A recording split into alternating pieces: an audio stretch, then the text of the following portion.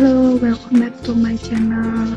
Perkenalkan, saya Cindy Pionaliaza. Saya di sini akan menjelaskan tentang human capital, dan tujuan saya membuat video ini agar memberi pengetahuan kepada para mahasiswa dan para pebisnis awam tentang human capital.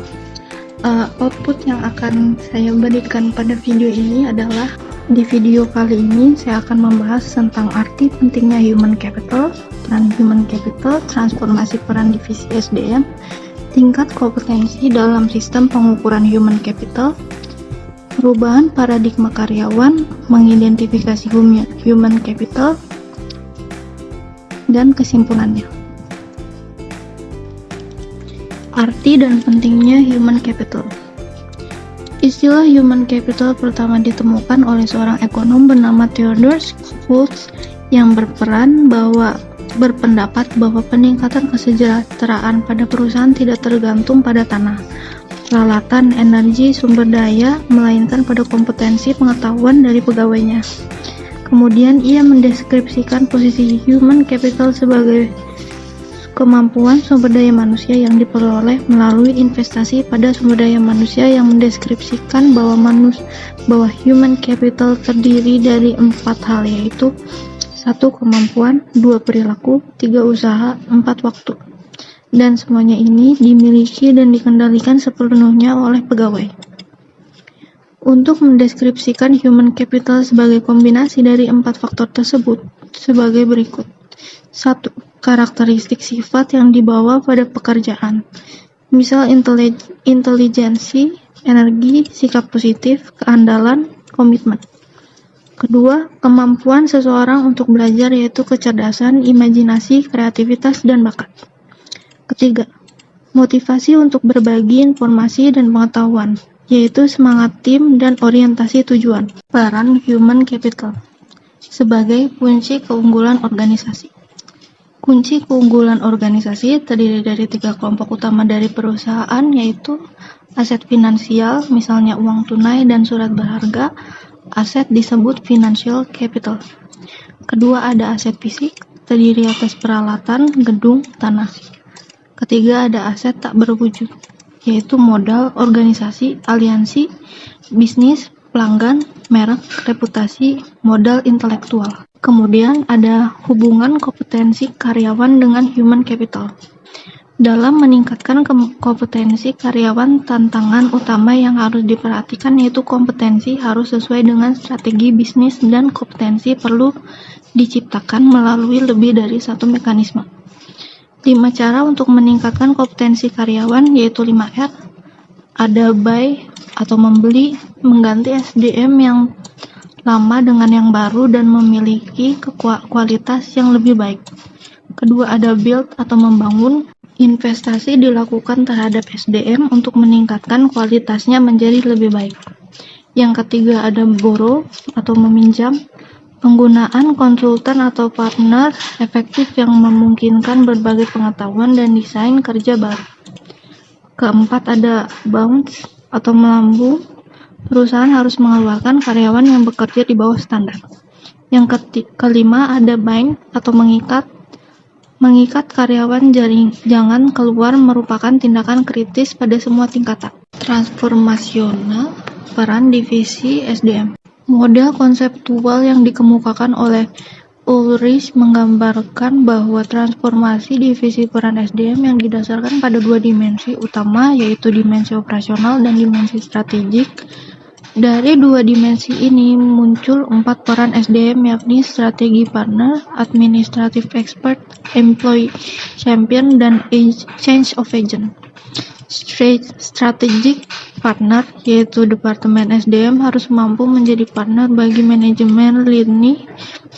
lini, dan manajemen lainnya dalam mengeksekusi strategi dan membantu merealisasikan perencanaan. Administrative expert membantu tercapainya efisiensi administrasi dan memastikan bahwa kos dapat dikurangi dan kualitas tetap terjaga secara kontinu. Yang ketiga, ada employee champion. Departemen SDM harus dapat menunjukkan komitmennya terhadap manajemen dan pada waktu yang sama berusaha meningkatkan kontribusi karyawan yang lebih besar. Change agent. Departemen SDM harus dapat menjadi agen perubahan yang kontinu, membantu proses-proses dan kultur secara bersama meningkatkan kapasitas organisasi untuk lebih baik. Tingkat kompetensi dalam sistem pengukuran human activity level, yaitu pengukuran aktivitas rutin SDM seperti rekrutmen, pemberhentian, promosi, dan lain-lain untuk syarat laporan internal. Kemudian ada functional level, yaitu kolaborasi dengan unit fungsional organisasi, misal divisi dalam mengukur aktivitas, mengumpulkan dan menerjemahkan data dan mengambil tindakan kolektif. Strategic level, yaitu tingkatan analisis tertinggi sehingga dapat memberikan gambaran perusahaan secara penuh, memberikan pemahaman hubungan antar SDM, strategi, dan kinerja. Dari ketiga tingkat kompetensi di atas, diketahui bagaimana melakukan pengukuran nilai human capital pada ketiga tingkat tersebut. Dimulai dari tingkat korporat dalam unit bisnis fungsional, tingkat terendah yaitu aktivitas dari divisi SDM untuk mengintegrasikan sistem pengukuran tersebut menjadi sistem yang kohesif dalam suatu jalur yang terdiri dari tiga tingkat, dan pada masing-masing tingkat terdapat aktivitas yang dapat diukur beserta hasilnya.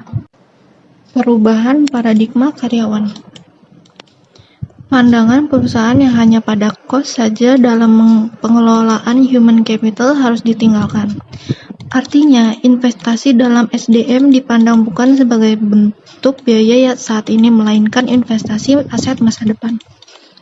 Langkah perusahaan mengubah pola pikir, yaitu 1. Seberapa besar pengeluaran investasi yang telah dikeluarkan perusahaan untuk SDM. 2. Bagaimana tingkat return of investment (ROI) atas investasi tersebut. 3. Dapatkah dari beberapa investasi tersebut dialokasikan kembali untuk mendapat ROI yang lebih baik? Selain itu, tantangan juga datang dari investor. Jika mereka membutuhkan informasi untuk membuat keputusan tentang SDM, sehingga mereka memiliki gambaran perusahaan komprehensif dan dapat memprediksi kemampuan perusahaan dalam menciptakan nilai di masa depan. Mengidentifikasi human capital. Dua hal yang mendukung kontribusi investasi human capital ke dalam perusahaan. Pertama, karyawan dengan human capital tinggi lebih mungkin memberi layanan konsisten dan kualitas tinggi, sehingga perusahaan tempat mereka bekerja dapat mempertahankan pelanggan atau menarik pelanggan baru.